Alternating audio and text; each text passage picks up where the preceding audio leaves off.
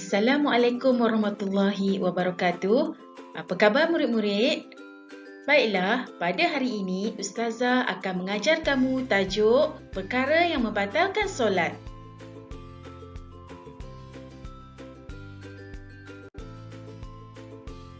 Perhati dan fikir situasi berikut.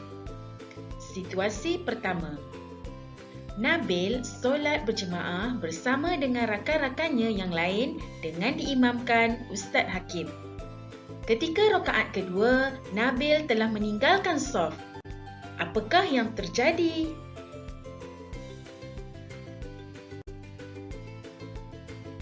Antara perkara yang menyebabkan Nabil berhenti solat dan meninggalkan saf tersebut adalah kerana dia telah berhadas kecil dan wuduknya menjadi terbatal.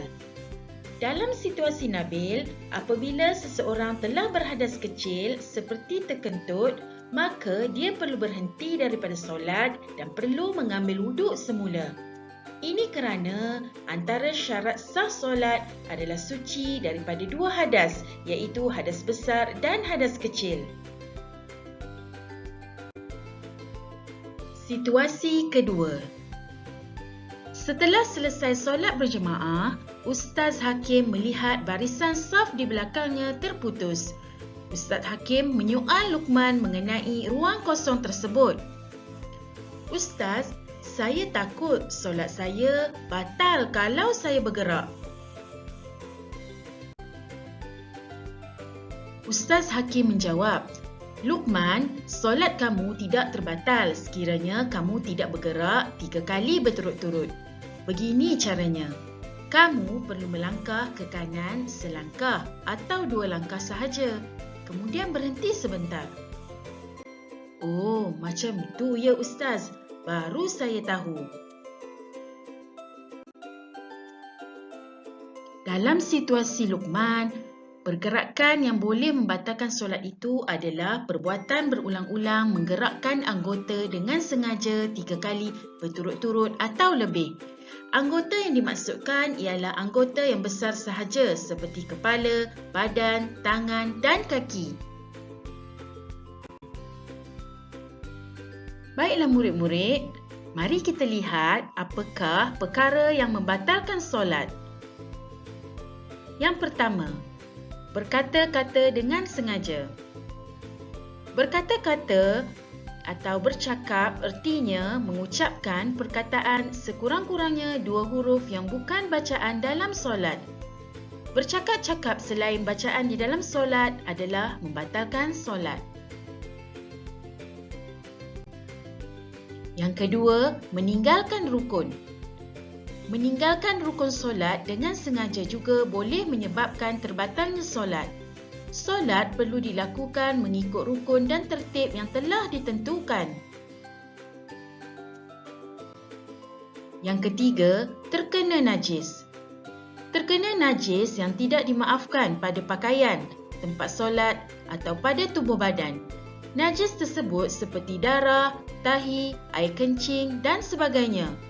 Oleh itu, pastikan pakaian, tubuh badan dan tempat solat berada dalam keadaan bersih dan suci sebelum menunaikan solat. Yang keempat, terbuka aurat dengan sengaja. Tidak boleh terbuka aurat ketika sedang solat.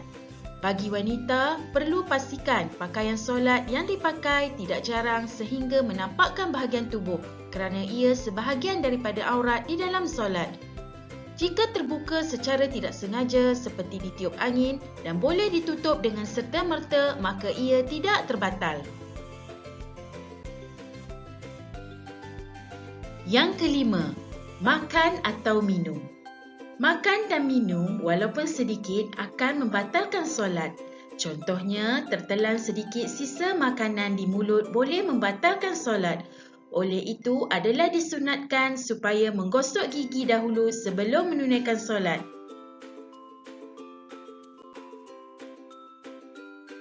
Yang keenam, ketawa atau menangis. Ketawa atau menangis yang mengeluarkan suara dan menggerakkan badan boleh membatalkan solat. Perkara yang seterusnya ialah hilang ingatan kerana gila atau pitam. Apabila seseorang hilang ingatan kerana gila atau pitam, solatnya menjadi tidak sah dan terbatal. Seterusnya, berpaling dada dari arah kiblat. Menghadap kiblat adalah salah satu syarat sah solat. Perbuatan membelakangi kiblat dengan sengaja akan membatalkan solat. Yang kesembilan, berubah niat. Selepas mengangkat takbiratul ihram, tidak boleh berubah niat. Niat tidak boleh ditukar atau merasa was-was sama ada niat kita betul atau tidak. Tidak boleh ada lintasan hati mahu membatalkan solat sebelum salam. Sekiranya ada berlaku berubahnya niat dalam solat, maka solat itu terbatal. Yang ke-10, berhadas kecil atau besar. Sesuatu yang keluar dari dubur atau kubul adalah najis. Apabila keluar najis, maka akan terbatal wuduk dan sudah semestinya akan menyebabkan terbatalnya solat. Syarat sah solat adalah berwuduk. Sekiranya syarat sah sudah terbatal, solat sudah menjadi tidak sah dan wajib diulang. Contohnya seperti kentut. Yang terakhir adalah murtad. Jika ketika solat terlintas di hati untuk melakukan perkara-perkara yang boleh menjejaskan akidah, maka hukumnya adalah murtad atau keluar dari Islam. Orang yang murtad, solatnya batal dan tidak sah. Rumusan. Solat yang sempurna dapat mencegah diri seseorang daripada melakukan maksiat dan perkara yang dilarang oleh Allah Subhanahu Wa Taala. Di dalam Al-Quran ada menjelaskan, bacalah apa yang diwahyukan kepada kamu, iaitu Al-Quran, dan dirikan solat. Sesungguhnya solat itu mencegah daripada perbuatan keji dan mungkar. Dan sesungguhnya mengingati Allah yakni solat adalah lebih besar keutamaannya daripada ibadah-ibadah yang lain. Dan Allah mengetahui apa yang kamu lakukan. Surah Al-Ankabut ayat 45. Solat merupakan di antara ibadah yang paling utama bagi seorang Muslim. Ia juga merupakan perkara pertama yang akan ditanya oleh Allah Subhanahu Wa Taala kepada hamba-Nya di akhirat kelak. Solat yang sah dan sempurna adalah yang memenuhi rukun-rukun dan syarat-syaratnya. Solat tidak akan sempurna dan tidak sah kecuali dengan menyempurnakan kesemua bahagiannya mengikut cara yang telah ditetapkan. Pastikan kamu semua faham apa yang kita telah pelajari pada hari ini dan tunaikanlah sebaik mungkin, insya-Allah. Baiklah murid-murid, sampai di sini sahaja pembelajaran kita pada hari ini. Jumpa lagi dalam tajuk yang lain. Assalamualaikum.